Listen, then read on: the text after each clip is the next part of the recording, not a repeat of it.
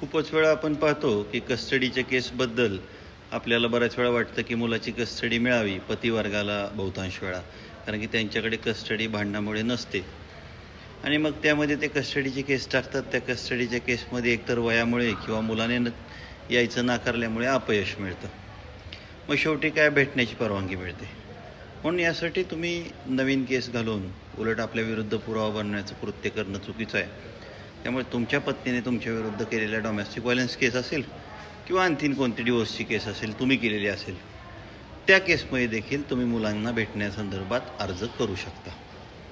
माननीय सर्वोच्च न्यायालयाने त्यांच्या अनेक निकालात सांगितलेलं आहे की मुलाला भेटू देणं म्हणजे 1 तास भेटू देणं असं नव्हे, तर त्याहीपेक्षा जास्त. त्यामुळे त्या सगळ्या गोष्टींचा फायदा घ्या आणि तुमच्या एक्झिस्टिंग केसमध्येच अर्ज करा. यासाठी नवीन अर्ज करून तोंडावर पडू नका.